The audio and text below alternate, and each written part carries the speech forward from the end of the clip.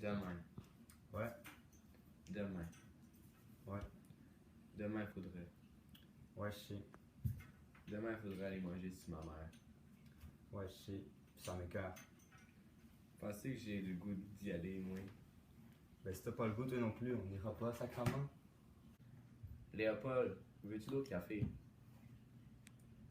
Léopold, veux-tu d'autres café? Léopold, veux-tu d'autres café? Non, mais fais-moi donc 2 autres toasts. Tu devrais faire attention. Mange pas trop de pain. Le docteur.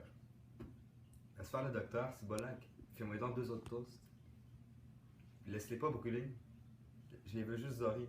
Juste dorés. Ah, puis laisse donc faire. Je vais le faire tout seul. Je suis capable de faire des toasts. Je suis pas infirme. Je suis pas infirme.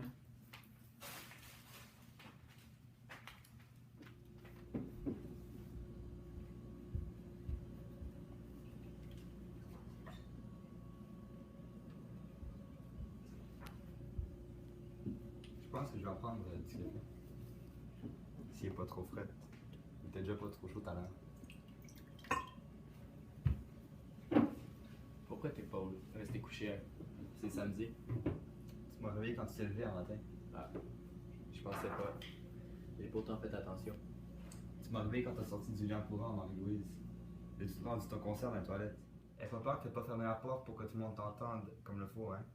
Tu vas pouvoir faire ta mentir pour un reste de la fin de semaine. Je suppose. J'ai pas eu le temps de la fermer, la porte des toilettes. C'est tout.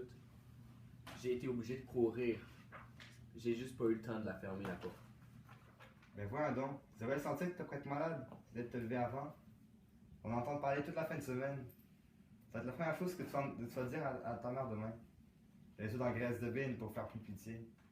La spécialiste des œufs dans graisse de bine. Puis là, ta mère va faire un de ses calices de sermons.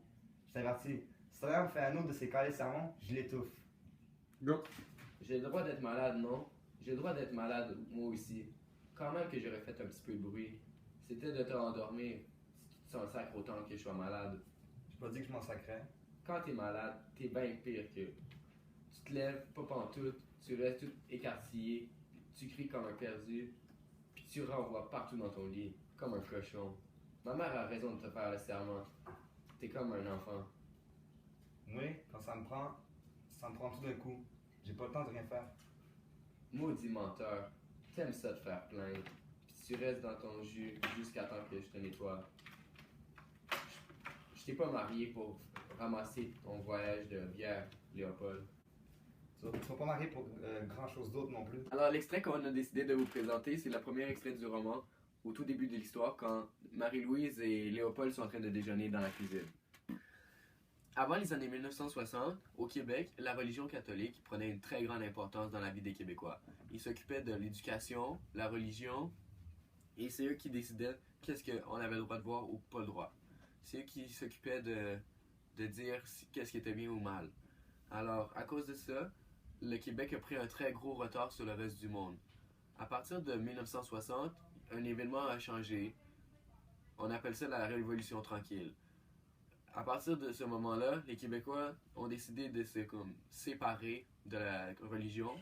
Et comme le personnage de Carmen dans À toi pour toujours, ta Marie-Lou, elle va bien montrer la Révolution tranquille, comparée au reste de sa famille qui sont restés plus comme avant, avec la religion comme une grande importance. Dans notre présentation, on va vous présenter 3 thèmes. La condition de la femme, le matérialisme et la liberté sexuelle. 3 thèmes que, pour Carmen, elle va avoir un point de vue différent comparé au reste de sa famille. Bon, maintenant j'ai parlé des conditions de la femme pendant la Révolution tranquille. Premièrement, si la femme se mariait pas tôt à un homme, elle était considérée une pute parce que c'est comme une prostituée en fait.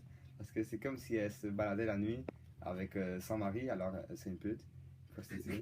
Ensuite, la femme elle est soumise à l'homme, comme par exemple, elle a aucun droit, l'homme il lui dit de tout quoi faire, puis elle fait juste obéir.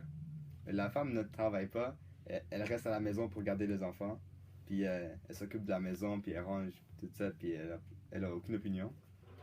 Ensuite, Carmen, c'est la définition même de la Révolution tranquille. Elle travaille sur la rue Saint-Laurent Alors, sa sœur Manon dit que c'est une prostituée. Elle s'assume, puis elle veut avoir les mêmes droits que les hommes. Je vais maintenant aborder le point du matérialisme. Lors du livre, on voit bien que la famille n'est pas super riche. On voit que Léopold travaille dur à l'usine pour pouvoir essayer de survenir aux besoins de sa famille. On voit dans l'extrait où on voit que Léopold et Marie-Louise se chicanent pour du beurre de pinot à 6 sous d'écart. On voit très bien que genre si seulement 6 sous fait un changement, on voit la situation de la famille. On comprend que avant la Révolution tranquille, les conditions des travailleurs n'étaient pas super bonnes car il y avait très très peu de syndicats. Après l'arrivée des syndicats, les conditions des travailleurs se sont beaucoup améliorées. Puis on a tout observé ça durant la Révolution tranquille. Carmen, elle travaille dans un bar comme chanteuse. On voit qu'elle travaille pour elle-même. Elle n'a pas de famille, puis elle est très heureuse comme ça. Ça, c'est une nouvelle arrivée aussi de la Révolution tranquille. Puis on voit dans le texte que même si c'est pas la plus riche, elle est capable de bien survenir à ses besoins elle-même. Elle n'a pas besoin d'un homme pour arriver à ses fins. Comme troisième point, on va aborder la liberté sexuelle. Lors du roman, on voit très bien que la sexualité est un sujet très tabou pour la famille. Puis ça, c'est un fait très bien vu de avant la Révolution tranquille. Avant la Révolution tranquille, comme l'Église contrôlait l'éducation, et l'Église n'aimait pas la sexualité. Ils disent que la sexualité vient juste pour avoir des enfants, puis c'est tout. Alors, les gens dans ce temps-là avaient aucune idée de comment c'était et de comment bien faire. Personne ne savait comment faire. Et on voit que comme Marie-Louise, c'est une femme très très religieuse, elle est très refermée sur la sexualité et même sa sexualité est même inexistante. On voit lors du roman que genre la sexualité, ils ont juste eu 4 rapports sexuels et c'est lors des 4 enfants qu'ils ont eu uniquement. Puis ça, c'est en 20 ans de mariage. On voit que c'est très refermé. Et contrairement à Carmen, qui elle est beaucoup plus ouverte, elle travaille sur la rue Saint-Laurent, comme on l'a dit plus tôt. La rue Saint-Laurent est très réputée pour les bordels et pour les prostituées. Et elle s'assume à travailler là. Elle est très ouverte. Elle est chanteuse comme dans un bar. Puis elle est très côtoyée par les hommes. Et ça, on le comprend lors du roman. Contrairement à sa sœur Manon, qui elle est très très refermée et qui la traite même de prostituée, parce qu'elle elle est comme sa mère, puis elle est très refermée sur la religion. Et moi, je trouve qu'on voit bien que Carmen fait partie de la Révolution tranquille, elle fait partie du changement, et c'est très futuriste pour cette époque. En conclusion, on voit très bien que Carmen est différente de sa famille sur les 3 points qu'on a abordés aujourd'hui, qui sont la condition de la femme pour la Révolution tranquille, le matérialisme et la liberté sexuelle.